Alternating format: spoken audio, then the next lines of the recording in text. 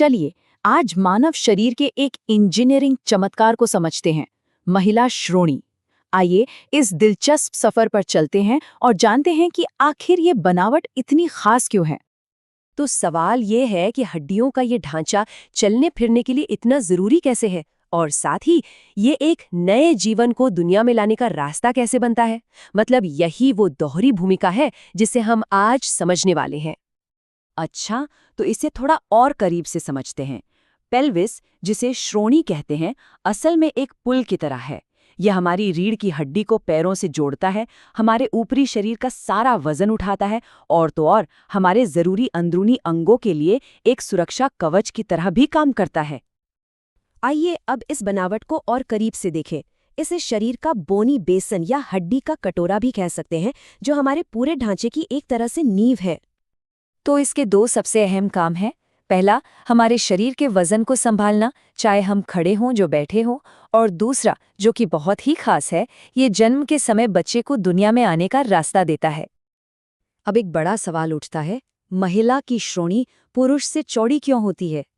इसका जवाब सीधा सा है, बच्चे का जन्म। ये चौड़ाई ही बच्चे के जन्म के लिए जरूरी जगह बनाती है। इसीलिए गायनाकॉइड शेप की पेल्विस, जो कि गोल होती है, डिलीवरी के लिए सबसे सही मानी जाती है। तो ये कमाल की बनावट आखिर बनी किन चीजों से है? चलिए इसके मेन कंपोनेंट्स को एक एक करके समझते हैं। पूरी पेल्विक गर्डल सिर्फ 4 हड्डियों से मिलकर बनी है। जी हाँ, सिर्फ 4 हड्डियों से ये पूरा मजबूत ढांचा तैयार होता है। जैसा कि इस तस्वीर में दिख रहा है, ये है वो 4 हड्डियां। साइड में 2 बड़ी इनोमिनेट हड्डियां, जिन्हें हम कूल्हे की हड्डी भी कहते हैं। पीछे की तरफ ये तिकोने आकार का सैक्रम और उसके ठीक नीचे छोटी सी कॉक्सिक्स। ये चारों मिलकर एक मजबूत रिंग बनाती हैं।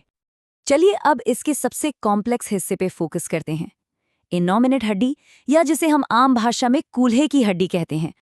यहाँ हम देख सकते हैं कि एक अकेली कूल्हे की हड्डी यानी इनोमिनेट बोन पूरी पेल्विस में कहाँ फिट होती है। पर मजेदार बात यह है कि ये असल में एक हड्डी नहीं है, बल्कि 3 अलग-अलग हिस्सों से मिलकर बनी है, जो उम्र के साथ आपस में जुड़ जाती हैं। ये 3 हिस्से हैं, इलियम, इस्चियम और प्यूबिस। बचपन में ये अलग अलग होते हैं, पर बाद में फ्यूज होकर एक मजबूत कूल्हे की हड्डी बनाते हैं। सबसे पहले बात करते हैं इलियम की। ये सबसे बड़ा और ऊपरी हिस्सा है, जो पेल्विस के पंखों जैसा शेप बनाता है। और इसका जो ऊपरी उभरा हुआ किनारा है, इलियाक क्रेस्ट, ये वही हिस्सा है जिसे हम अपनी कमर के किनारों पर महसूस कर सकते हैं। अगला हिस्सा है इस्चियम, कूल्हे की हड्डी का निचला और पिछला भाग। इसमें एक मोटा सा उभार होता है, जिसे इस्चियल ट्यूबरोसिटी कहते हैं, और यही वो हड्डियां हैं जिन पर बैठते समय हमारे शरीर का वजन पड़ता है। इसीलिए इन्हें सिटिंग बोन्स भी कहा जाता है।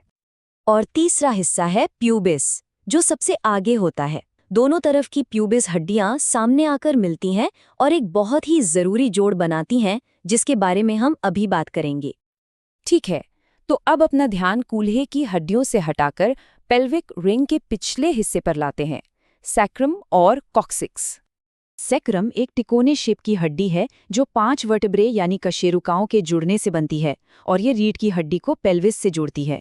इसके ठीक नीचे होती है कॉक्सिक्स, जिसे आमतौर पर टेल बोन कहते हैं, और ये 4 छोटी जुड़ी हुई कशेरुकाओं से बनती है। ये हमारी रीढ़ का बिल्कुल आखिरी सिरा है। तो हमने सभी हड्डियों को अलग अलग देख लिया। अब आखिरी सवाल, ये सब आपस में जुड़कर एक साथ काम कैसे करते हैं? देखिए, पेल्विस को इसकी मजबूती और थोड़ी सी फ्लेक्सिबिलिटी इसके जोड़ों से मिलती है। पीछे की तरफ 2 सेक्रोइलियाक जॉइंट्स हैं, जो सेक्रम को इलियम से जोड़ते हैं। सामने की तरफ सिम्फिसिस प्यूबिस है, और सेक्रम और कॉक्सिक्स के बीच सैक्रोकॉक्सिजियल जॉइंट है। और यहाँ हम सब कुछ एक साथ देख सकते हैं।